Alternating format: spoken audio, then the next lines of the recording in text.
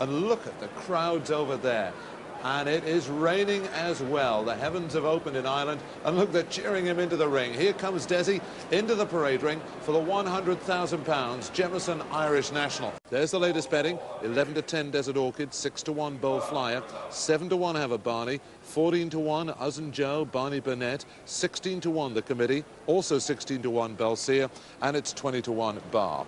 Well, they are down at the start. That's Desert Orchid. Let's have the latest thoughts from Desert Orchid's trainer, David Ellsworth.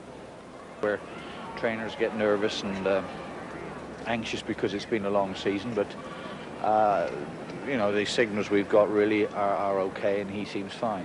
When did you decide to come to Ferryhouse? Well, it's been a thing we've thought about for a long time, in fact, because it is one of the right-handed tracks you've got over here, which would sort of suit him really, and it's a good prize, and along with the Whitbread, it's the time of year where, you know, it lends itself to his program. So here we are. Do you account his defeat in the Gold Cup entirely because it was left-handed? Oh, the other two horses in front of him had something to do with it. I mean, without them, we'd have won.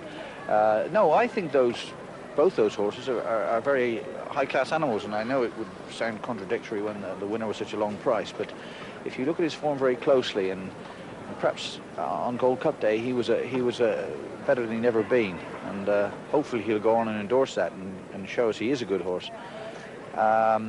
But certainly Desert Orchid isn't nearly as good on a left-handed track, so he has to redress the difference. His superiority is far less around left-handed tracks, and if you can run a stone or so below your form and still win, you've got to be much better than the others, and unfortunately he wasn't that much better than the others.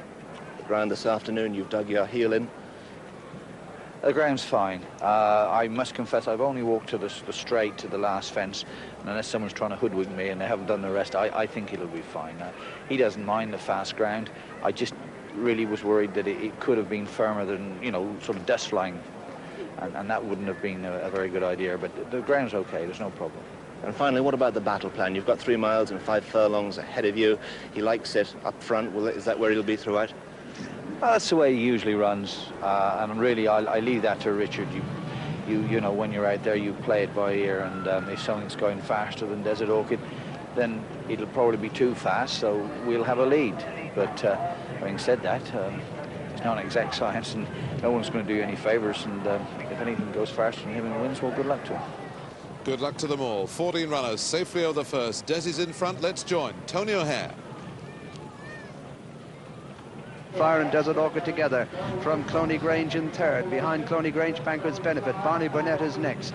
Behind Barney Burnett, another Plano. Then Belser, Feltram Hill Lad, Cushinstown.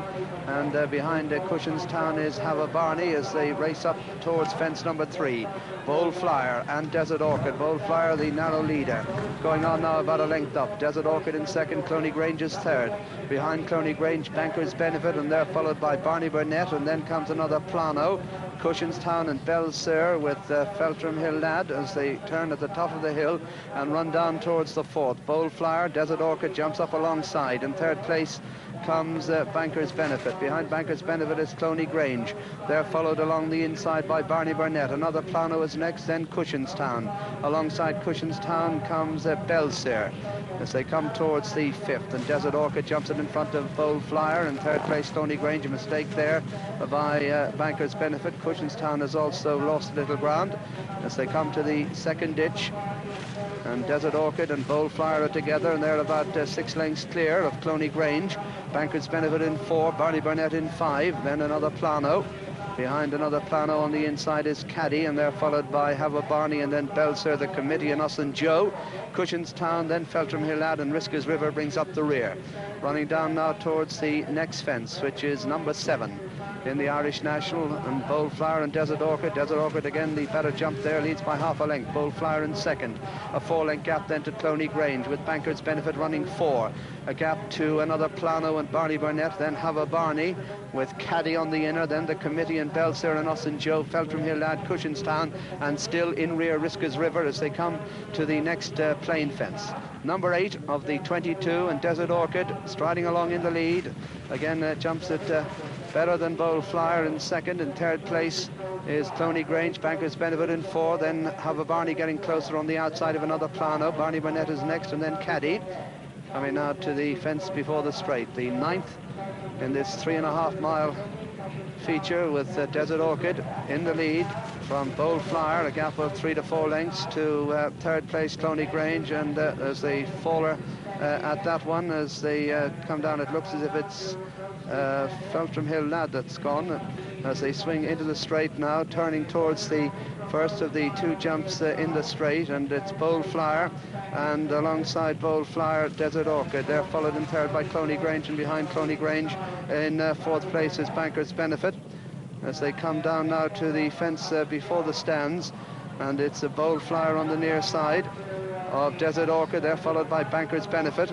Behind Banker's Benefit is Cloney Grange, then comes Barney Burnett, and they're followed over it by Have a Barney, and the faller was in fact Us and Joe. Us and Joe was the faller at the fence before the straight. As they come in front of the stands, they jumped 11 fences at the halfway stage, and Bold Flyer shows in front by about a neck from Desert Orchid, then a 2-length gap to third place, where we find Cloney Grange. Behind Cloney Grange in fourth place is Banker's Benefit, and they're followed into the turn by Caddy, and then behind Caddy is Barney Burnett, and then Have a Barney. Another plano is next, Belser just behind them, then Feltram Hill Lad, and as they start to go up the hill for the second time, with 11 more fences to jump, Desert Orchid is pricked in the lead by 1.5 lengths from Bold Flyer, and third place is Cloney Grange, and fourth place is Banker's Benefit, then Caddy. Behind Caddy is Barney Burnett, and then another plano. Desert Orchid the leader from Bold Flyer, Cloney Grange, and Caddy takes a heavy fall there. Caddy is gone, going towards the next ditch, which is fence number 13, and Desert Orchid out in front, enjoying himself from Bold Flyer in second, then Cloney Grange, then Banker's Benefit and Barney Burnett, and Have a Barney and Belser, and in behind is another plano, then Feltram Hill Lad and the committee, and they're followed by Cushanstown. Behind Cushanstown is Risker's River, going towards the top of the hill, fence number 14, and the leader Desert Orchid, followed in second place by Bold Flyer, then Cloney Grange. Barney Burnett is next, and they're followed towards the outside by Have a Barney. Behind these another plano, then Feltram Hill Lad, then the committee, and after the committee, Banker's Benefit has lost a few places, then Belser at the top of the course. 8 fences left to jump, and the leader Desert Orchid, followed by Bold Flyer, Cloney Grange, and the committee has gone right up there on the outside, then Have a Barney. Feltram Hill Lad just behind these, and behind Feltram Hill Lad on the inside comes Barney Burnett. Behind Barney Burnett is another plano as they run downhill. 7 left to jump, and Desert Orchid the leader, Cloney Grange, Bold Flyer, the riderless horse, galloping alongside them, missing out the fence, and they're followed in fourth place by the committee as they come now towards the next fence, and the leader is Desert Orchid from Cloney Grange, Bold Flyer, Barney Burnett, then the committee. They're followed by Have a Barney, and behind Have a Barney on the inside is Feltram Hill Lad, then Risker's River. Cushanstown, Belser is next, and the faller at that previous fence was another plano as they come down with 5 to jump, and the leader is Desert Orchid, Bold Flyer on the outside, then Cloney Grange, and they're followed in fourth place by the committee. Behind the committee is Barney Burnett as they jump the next. Desert Orchid the leader, followed in second place by Bold Flyer. The committee almost on terms, Cloney Grange just behind them, then a gap of 4 lengths to Barney Burnett. Behind Barney Burnett is Feltram Hill Lad, then Have a Barney, then Risker's River, Cushanstown, Belser, and Banker's Benefit are tailed off as they come towards the fourth from home now, and it's Desert Orchid with the committee going well on the outside, and Cloney Grange and Bold Flyer still in contention over the fourth last. Desert Orchid on the inside, the committee, Cloney Grange and Bold Flyer. They're chased by Feltram Hill Lad. Behind Feltram Hill Lad is Barney Burnett, and they're followed by Risker's River as they come towards the third last. The riderless horse galloping ahead of the favourite, who leads, Desert Orchid from Cloney Grange. The committee is third. At the third last, Desert Orchid, not his best jump, but he's still the leader from Cloney Grange in second, then Bold Flyer. Risker's River makes ground in 4, Barney Burnett, then comes Feltram Hill Lad as they round the home turn. 2 fences left to jump in the Irish National, and Desert Orchid still the leader. Desert Orchid the top weight in the lead, being chased by Cloney Grange, the committee. Risker's River making ground down the inside, but as they jump it, it's Desert Orchid the leader, and he's increased his advantage to 5-6 lengths. Risker's River in second, 3 the committee, then Cloney Grange, Barney Burnett, Bold Flyer and Belser have been pulled up, but down to the last, the top weight, Desert Orchid, Richard Dunwoody in the lead and clear, looking as if they only have to jump it, and they dive at it, escape with it and come down towards the finish. The leader, Desert Orchid, clear from Risker's River. They're all struggling behind him. An untidy jump at the last, but he's putting up a good performance and getting a tremendous reception from the crowd. Desert Orchid pushed out hands and heels. Richard Dunwoody, the favourite, wins the Irish National. Desert Orchid clear, a good 10-12 lengths to the good of the line. Barney Burnett goes second. Hava Barney is third.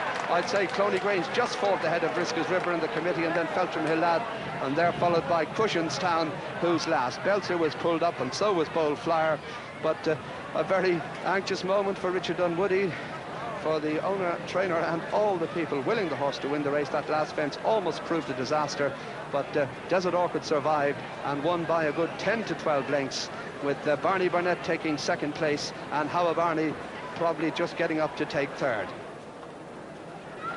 Well, that's the worst mistake I've ever seen Desert Orchid make in a steeplechase. He hadn't jumped the first three all that eagerly, but when he got his head in front, he was jumping as well as ever.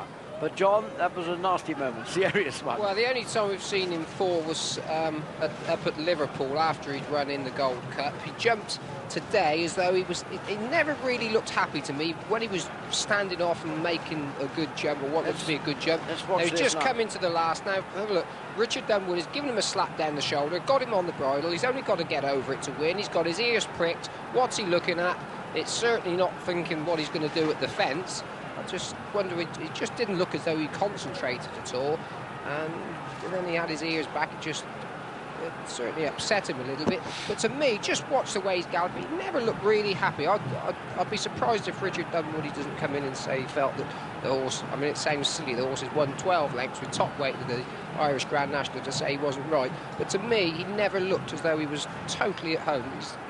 Maybe the ground was just plenty firm enough for him. I agreed with you over the first 3 or 4 fences, but I thought that once he got in front of the lady on Bold Flyer, he pricked his ears, and I thought then he looked perfectly happy. And when he left them at the second last, left them about 5 or 6 lengths, I thought all was well. But that last fence certainly wasn't according to plan. Just possibly, I suppose, he might have been looking at the crowd.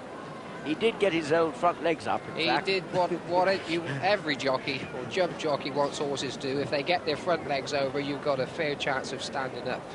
And he'll certainly go down in the record books as having won. Should probably say mistake at the last. It won't say how bad it was, but he did particularly well, and Richard Dunwoody did well to stay on him.